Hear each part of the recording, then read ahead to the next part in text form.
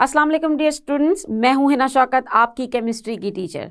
और आज के इस लेक्चर में हम डिस्कस करने जा रहे हैं कुछ salient features of modern periodic table.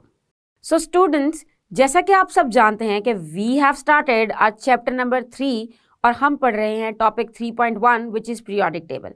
और हमने अपने प्रीवियस लेक्चर में डिस्कस किया है long form of periodic table and specifically कि what is the difference between the properties in periods and groups.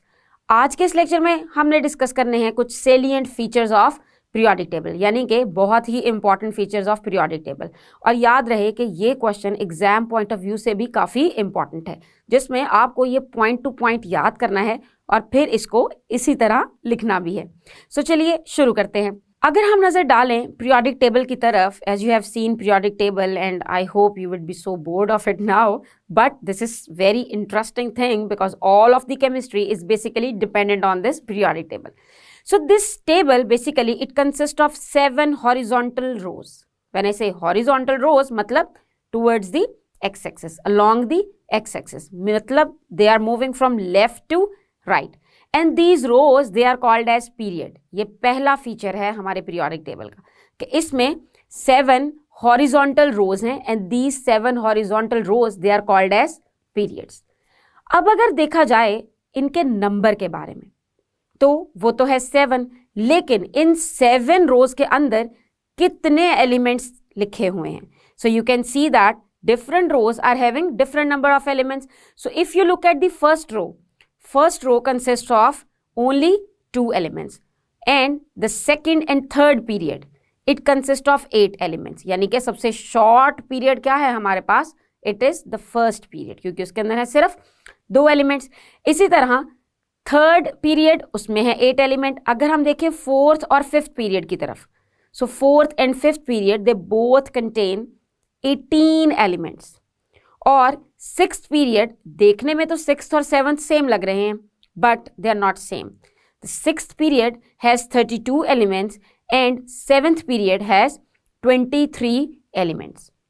अब आप कहेंगे कि सिक्स्थ में 32 और 7 में 23, ऐसा कैसे? देखने में तो इक्वल लग रहे हैं. मगर you will see there are 2 lines given at the end of the periodic table. Basically these are the part of the period number 6 and 7.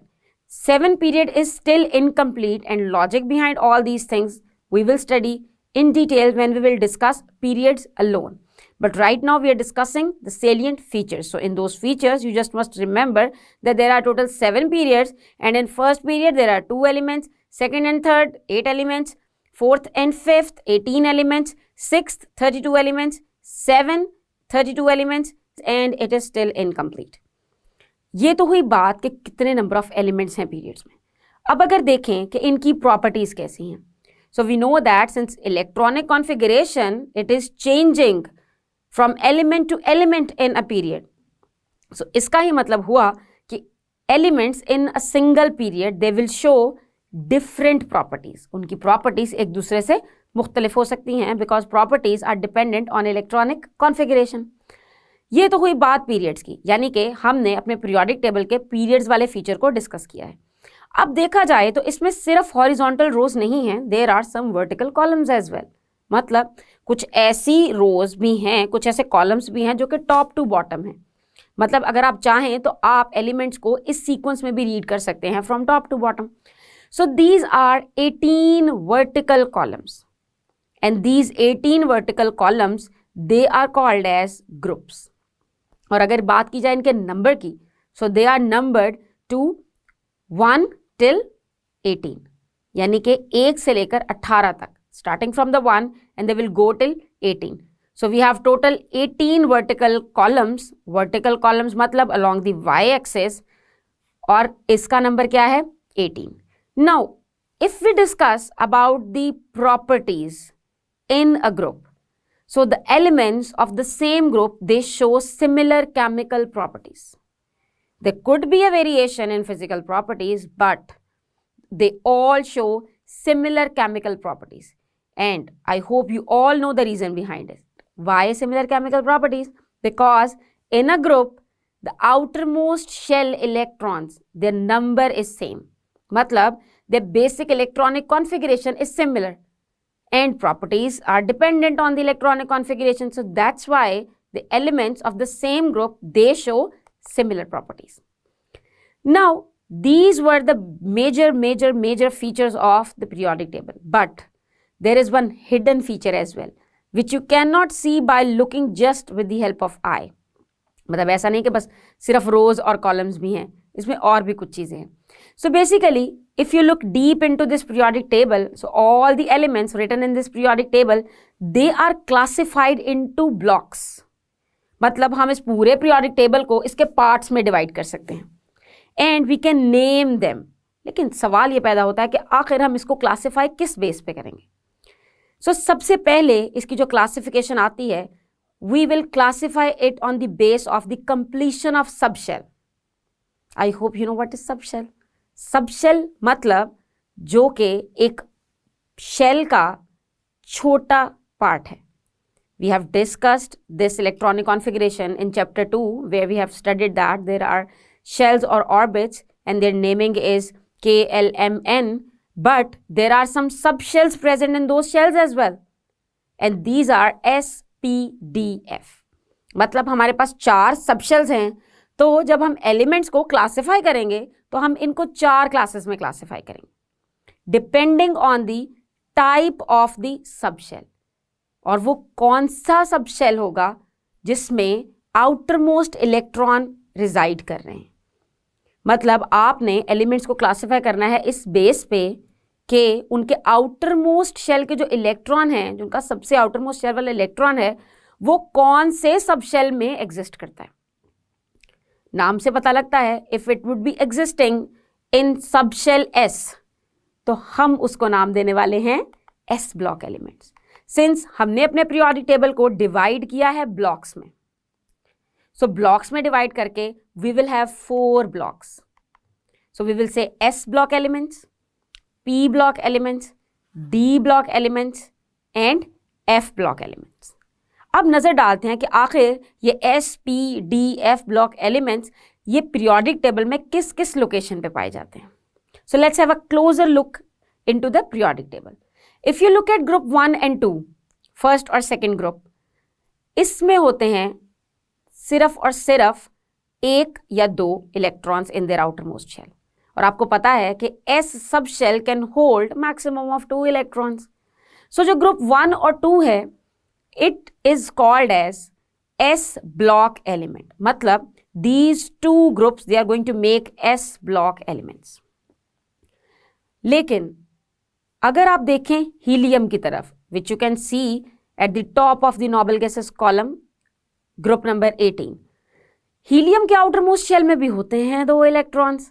यानी कि हीलियम के outer most electrons they are also residing in S block. लेकिन चूंकि वो एक noble gas है और उसकी पोजीशन बिल्कुल ही अलग है, उसको हम S ब्लॉक एलिमेंट्स में कंसीडर नहीं करते. But this is exception and you need to keep this exception in your mind. Now let's move to our next type of elements and these are P block elements. अगर हम देखें P block elements पे, तो the outer most electrons of P block elements they would be present in P subshell. जी हाँ, ये एक और सबशेल है, another type of subshell which can hold maximum of 6 electrons. So अगर किसी भी एलिमेंट के outermost electron they are present in P shell, तो हम उन्हें बोलेंगे P block elements. लेकिन आखिर ये periodic table में कहाँ मौजूद हैं?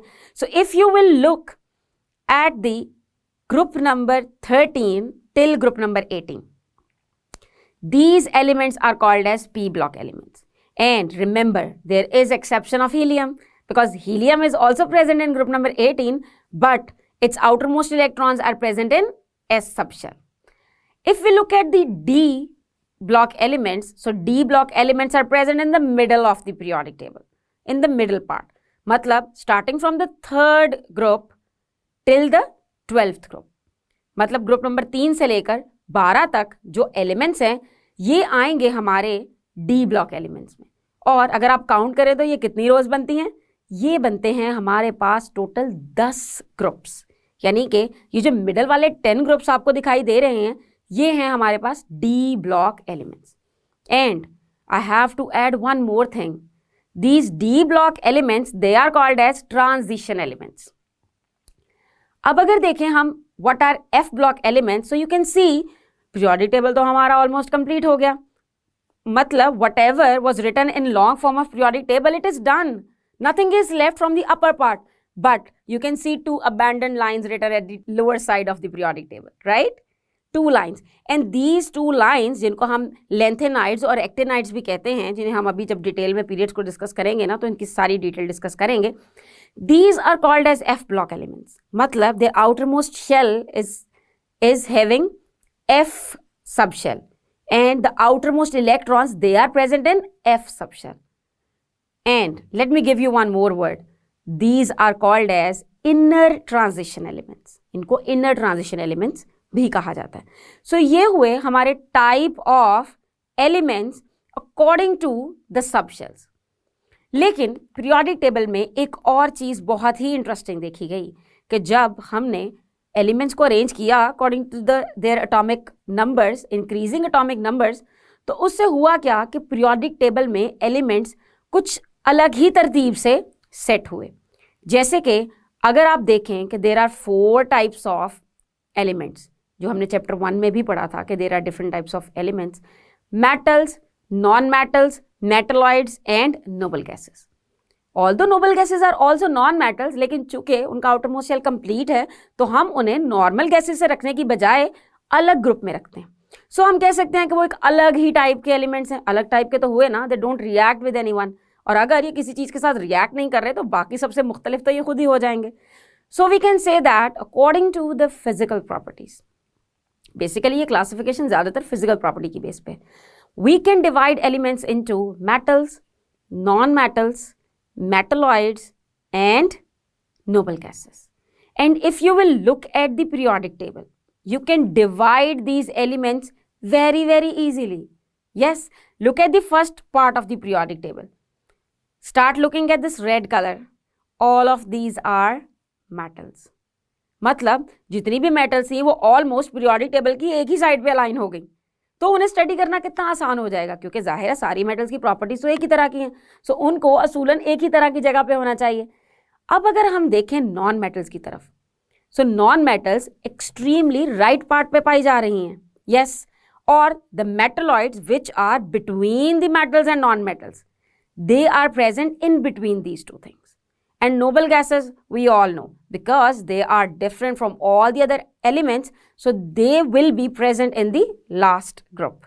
Yes, group number 18. In group number 18, all of the elements, they are noble gases. So let's enforce this by solving these MCQs. इससे हमारे ये सारे का सारा कॉन्सेप्ट अच्छे से रिवाइज हो जाएगा. So let's have a look at the statement of first MCQ.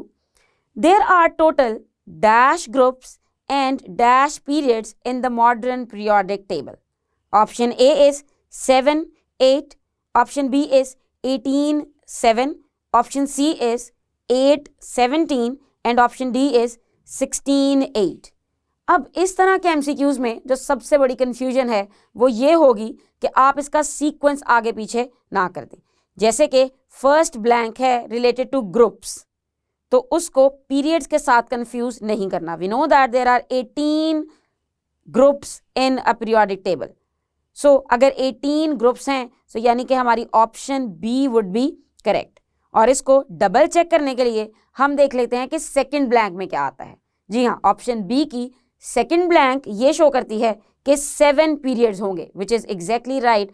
हमने ये अपने टेक्स्ट में अभी डिस्कस किया है कि there are total 7 periods in modern periodic table. Let's move on to the next MCQ. The D block elements lie between the blocks. यानी कि हमें ये बताना है कि D block elements की लोकेशन क्या है. Option A is S and P. Option B is D and F. Option C is P and S.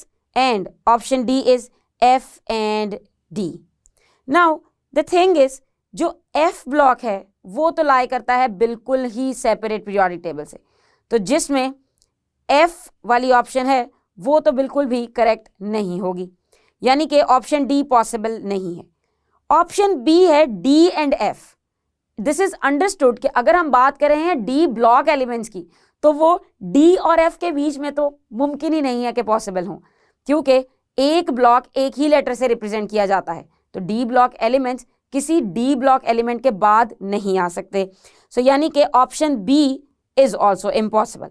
अब हमारे पास दो ऑप्शंस बची हैं, which is A S and P and C P and S. हम जानते हैं कि एस शेल पहले आता है, यानी कि एस शेल वाले एलिमेंट्स जो होंगे वो भी पहले आएंगे। So option A is correct. D block elements they lie between S and P. Next MCQ is transition elements are. Option A is all gases, B is all metals, C is all non-metals and D is all metalloids.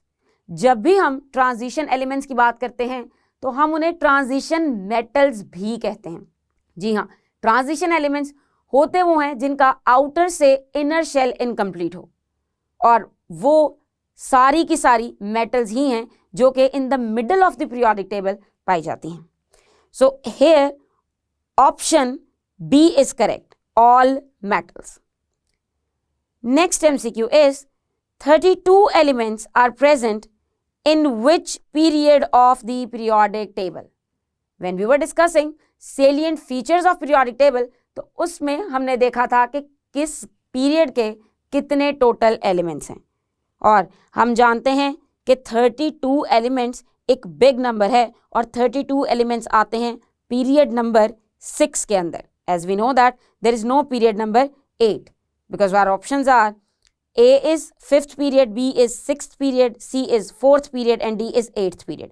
चूंकि 8 period होते ही नहीं है तो ये possible नहीं है, और 6th is the correct answer. Next question is dash block elements lie separately at the bottom. Option A is S block elements, B is D block elements, C is P block elements and D is F block elements. तो जो block separately है given in periodic table, बिल्कुल end पे जो आपको दो lines नजर आती हैं, which are lanthanides and actinides, तो वो होती हैं एफ ब्लॉक एलिमेंट्स की series. So correct option is D, F block elements. So students, आज के इस लेक्चर में हमने डिटेल में डिस्कस किए हैं कुछ salient features of modern periodic table, मतलब long form of periodic table, जिसमें हमने ये भी पढ़ा है कि इस पीरियोडिक टेबल में एलिमेंट्स को किस किस तरह से क्लासिफाई किया जा सकता है। हम अपने आने वाले लेक्चर्स में डिस्कस करेंगे in detail about periods and groups. And तब तक के लिए अल्लाह हाफिज़।